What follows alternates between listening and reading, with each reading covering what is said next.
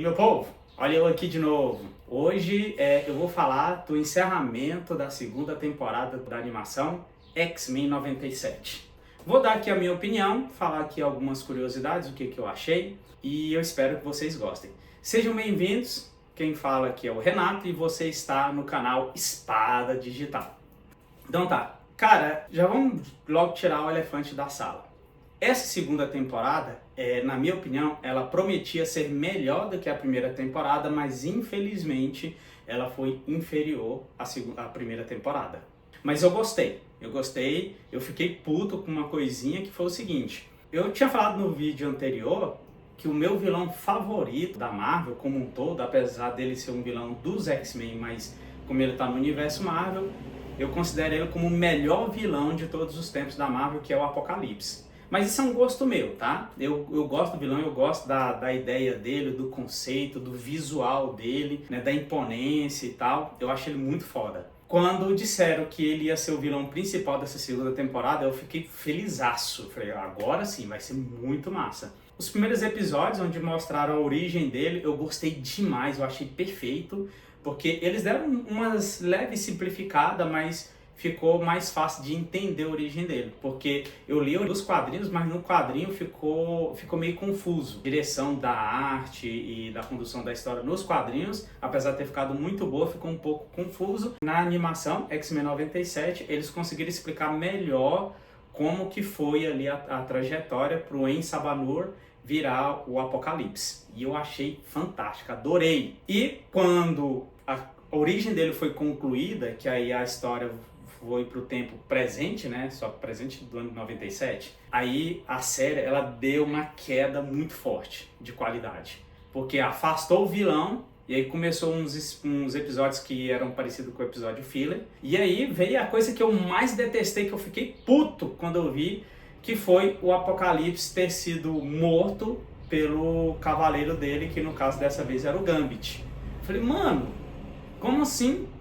O Apocalipse é derrotado por um dos cavaleiros dele, né? Eu até assisti a análise do Peter, né? do E-Nerd, que onde ele falou, cara, o Apocalipse ser derrotado por um dos seus acólitos é o mesmo que Deus ser derrotado por um anjo. Cara, não faz o menor sentido. E não ficou explicado. Então eu realmente foi um tiro no pé que desperdiçou uma oportunidade de fazer essa temporada ficar muito melhor do que ela foi. E depois, né, que teve a morte do Apocalipse, né, morte entre aspas, porque a essência dele ficou dentro do Gambit. Aliás, a partir daqui é spoiler, tá? Esqueci de avisar. Porque não tem como fazer a análise da temporada sem spoiler, mas tá lá no Disney Plus para vocês assistirem, beleza?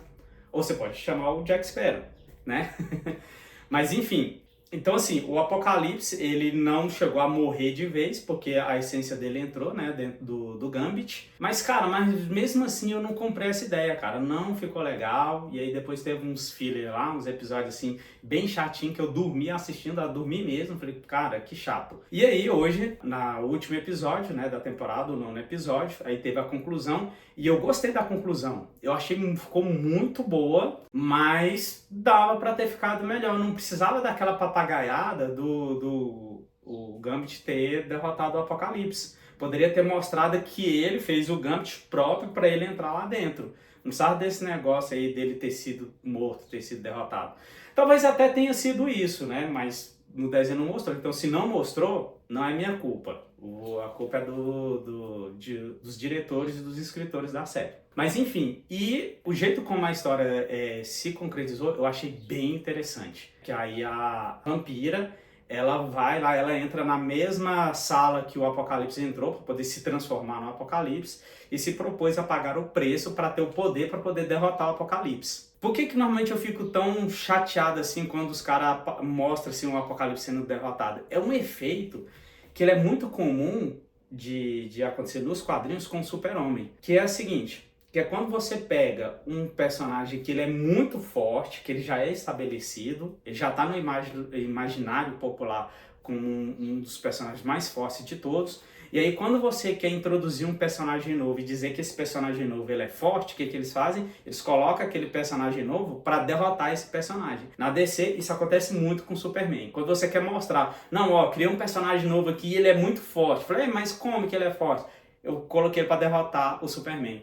Cara, eu já vi várias capas desse jeito assim e eu acho esse recurso muito chato.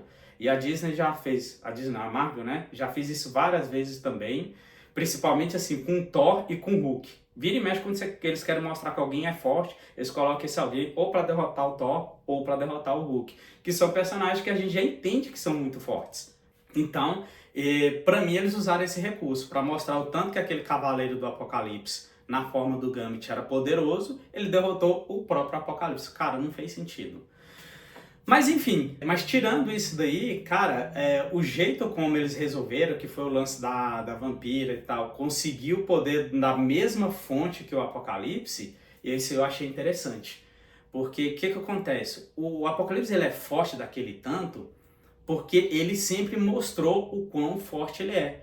E eu achei até interessante que teve um outro youtuber, eu não lembro o nome, que ele estava explicando, falei, como assim o Apocalipse, que não é um mutante ômega, ele conseguiu derrotar, e com facilidade, um mutante nível ômega, que no caso foi o Magneto. Mas como? Simples, por dois motivos. Primeiro, que o Apocalipse ele não tinha defeitos, ele não tinha ponto fraco. Ele era forte fisicamente, ele sabia lutar, ele era forte mentalmente, ele conseguia se regenerar e um dos poderes dele era justamente de ajustar o seu corpo para a situação que ele está. Se ele estava numa luta em que ia precisar de mais força, ele ficava mais musculoso. Se ele precisasse ficar maior, ficava maior. Entendeu? Então ele não tem pontos fracos. E olha só o tanto que ele era forte. O Magneto, que é o mutante ômega e tudo mais, aquele capacete dele, ele fez justamente para se proteger dos poderes do professor Xavier. Você vê, o Magneto é um mutante ômega, mas ele precisava daquele capacete, porque sem aquele capacete ele estava vulnerável ao professor Xavier. O Apocalipse não. O Apocalipse, só na força de vontade, ele conseguia resistir. O professor Xavier tentou várias vezes entrar na mente dele, tentar parar ele. Tá? A única vez que o professor Xavier conseguiu entrar na mente do Ensabanu foi quando ele deixou.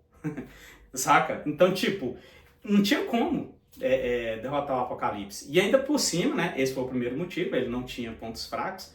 E além disso, ele ainda teve o upgrade, né, do Celestial, que deu para ele aquela armadura, ampliou os poderes dele e tudo mais e tal. E ele ainda tinha acesso a toda a tecnologia da nave.